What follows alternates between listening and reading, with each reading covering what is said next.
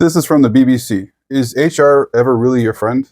Employees often assume human resources are there to help, but given HR really works for the company, is it ever really on your side? As employees, we often believe that HR exists to fix our problems, such as getting paid on time or managing workplace misconduct. We often expect them to advocate for us when we're in tricky situations. In many cases, staff have no one else to turn to when things go wrong at work. A trip to HR can feel like a safer option than bringing up an issue with a boss directly, and more proactive than complaining to trusted colleagues. At the same time, HR has an image problem. One study showed 70% of employees don't trust their personnel department. Dig a little deeper, and you'll find countless examples of employees who feel deeply wronged by HR. Some vent online, publicizing the failings of the department on social media and in blog posts. Others simply give up on HR and sue their employer. In 2020, the number of rulings on workplace litigation in the US hit a record high. If we think HR departments are failing employees, it may feel unwise to trust them with our most difficult workplace issues. If we think HR departments are failing employees, it may feel unwise to trust them with our most difficult workplace issues. In fact, problems can arise when there's often a disconnect between what we expect from HR and what HR is actually tasked with delivering. While employees may feel HR processes should right workplace wrongs, company leadership may think that the HR department is there to protect the organization.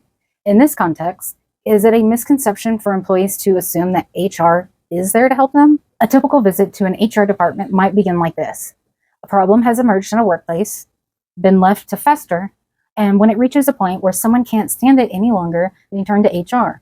Companies often tell new joiners that HR is there for them, and as a result, employees believe that if they turn to them, their problem will be heard and resolved. This is a misconception, says Tampa, Florida-based organizational psychologist Dr. Gina Cox. Employees think that the function of HR is to support employees. That contrasts significantly from what a leader of an organization would say, and it also contrasts significantly from the reality of how HR spends its time. There's no role within HR department. There is no role within HR departments as it is currently defined. That is 100% for the employee. The most obvious functions of an HR department are hiring, firing, and getting people paid. Beyond this, organizations have a choice about what the department can focus on.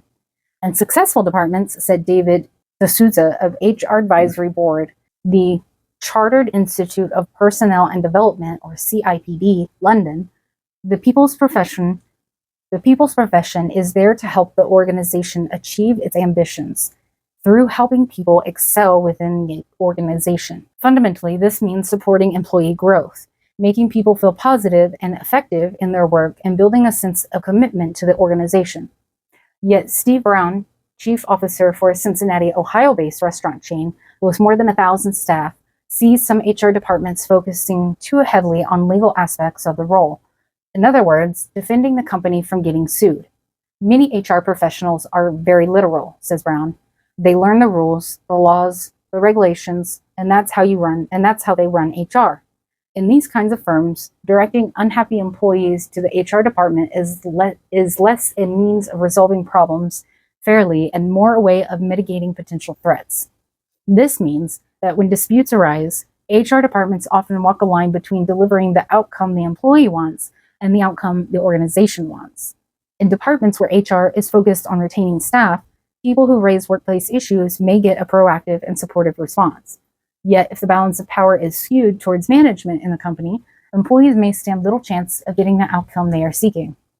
Employees will lay bare details of experiences to an HR professional, only to be shocked to discover that at the end of it, they are in a losing battle, says Cox. Raising an issue could even rebound. The minute you walk into HR, you have to decide, is this a big enough issue that I'm willing to risk the possibility of retribution? More like retaliation. One key factor in defining how an HR department is run and what it can offer to employees is the relationship between HR and the leadership of the organization. The people profession has got a key role to play in helping ensure the organization's got a healthy culture, but it's almost impossible to do that in isolation. especially if you have a senior team that wants to operate in a diametrically opposed way. The attitudes of senior management in particular define the issues HR has the power to act on. Cox says, in good organizations, HR leaders report directly to the CEO rather than a head of operations. For example, in the best organizations, the work of the department is given parity with other traditionally influential departments, such as sales or engineering. Yet in many companies, this does not happen. The 2021 SAGE report revealed that 59% of company leaders said HR did not play a leading role in the organization, and 54% of HR leaders agreed that they were not taking a lead on defining company culture. That can mean, says Cox, that when it comes to deeply ingrained social issues like diversity and inclusion, HR in some organizations does not have the power it would need in order to even raise these. Other factors may also prevent HR from performing the role we expect of it. Line managers, for example, have a crucial role to play in managing people and addressing issues before they become serious enough to involve the HR team. But in reality, many fall short. Research shows half of employees feel they can't say what they want to their managers. I'm sure that's more than half, but probably half of people were too afraid to say that. Yet defaulting all issues to HR is a mistake, as it devalues what the department is there for. The people profession is a strategic function. It's about the culture of the organization. It's about how people are recruited into it and how people progress within it and how they're enabled to perform. And all too often, it gets drawn into small transactional areas. So what does this mean for employees with a difficult workplace issue?